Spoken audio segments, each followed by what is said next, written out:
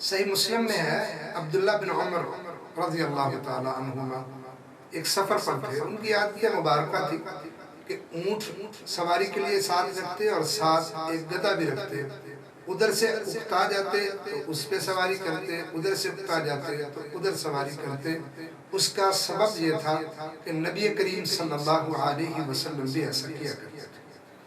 عبداللہ بن دینار کہتے ہیں ایک دن سفر سے تھے اور اونٹنی پر سواری سے اکتائے تو گدھے پر بیٹھ گئے. گدھے پر بیٹھ کے سواری کرنا انہیں پسند بھی تھا. گدھا بھی اچھا خاصا سفر میں ان کا معاون ہوتا تھا اور اچھا قیمتی گدھا تھا. ایک ان کے پاس امامہ پگڑی بھی تھی جو بہت اچھی تھی، انہوں نے اپنے سر پہ رکھی ہوئی تھی. اچانک ایک راستے میں چرواہا ملا. بچے کو پوچھا چرواہے کو، عبداللہ بن عمر رضی اللہ تعالیٰ عنہ نے، تم کون؟ اس نے کہا میں فلاں فلاں کا بیٹا ہوں. گدھے سے اترے، اس بچے کو گدھے پر بٹھا دیا اور جو امامہ خود پہنا ہوا تھا اتار کے اس کے سر پہ رکھ دیا اور اس کو کہا جاؤ یہ تمہارا ہو، گدھا بھی تمہارا، یہ میرا امامہ بھی تمہارا، جاؤ تم چلے جاؤ، یہ ہم نے تمہیں ہدیہ کر دیا. جو ساتھی سفر میں ساتھ تھے انہوں نے کہا یہ تم نے کیا کیا؟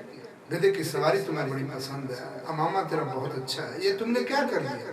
عبداللہ بن عمر رضی اللہ تعالیٰ عنہ کہنے لگے یہ جو بچہ تھا جس کو میں نے ہدیہ کیا ہے گدھا اور امامہ، اس کا باپ اور میرا باپ یعنی عمر بن خطاب رضی اللہ تعالیٰ، یہ دونوں آپس کے اندر بہت اچھے دوست تھے. میرے والد اور اس کے والد اچھے دوست تھے.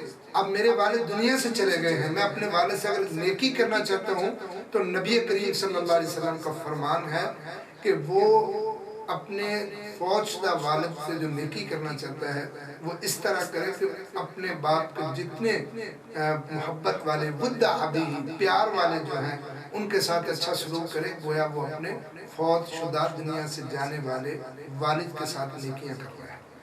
بلکہ صحیح روایت ہے صحیح ابن حبان کے اندر نبی کریم صلی اللہ علیہ وسلم کا یہ فرمان ہے من احب ان یصل اباہ فی اثر، اگر کوئی چاہتا ہو کہ اپنے باپ کے ساتھ اس کی زندگی کے بعد اس سے نیکی کرے، فلیصل اخوان ابیہ، کہ وہ اپنے والد کے جو بھائی ہیں جو پیار والے ہیں محبت والے ہیں ان کے ساتھ اچھا سلوک کرے، تو وہ گویا اپنے فوت شدہ والد کے ساتھ ہی نیکیاں کر رہا ہے.